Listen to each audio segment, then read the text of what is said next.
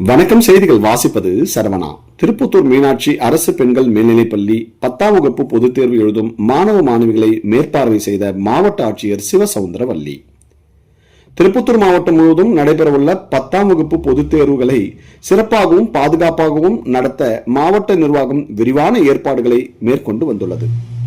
மேலும் இந்த ஆண்டு மாவட்டம் முழுவதும் 77 தேர்வு மையங்களில் தேர்வுகள் நடைபெற உள்ளன என்பதும், மொத்தம் 18,415 மாணவர்கள் தேர்வில் பங்கேற்கின்றனர். இதில் 8,192 ஆண் மாணவர்களும் 8,223 பெண் மாணவிகளும் அடங்குவர். மேலும் 82 முதன்மை கண்காணிப்பாளர்கள், 82 துணை அலுவலர்கள், 16 வழித்தட அலுவலர்கள், 99 பறக்கும் படை உறுப்பினர்கள், 860 அறை கண்காணிப்பாளர்கள் தேர்வில் பணியாற்ற உள்ளனர்.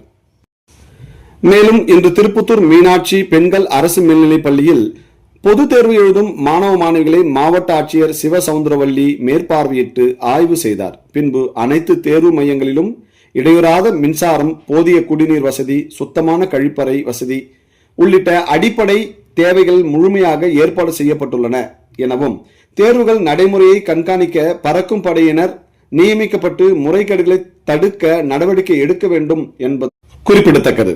செய்திகளுக்காக விமல்ராஜ்.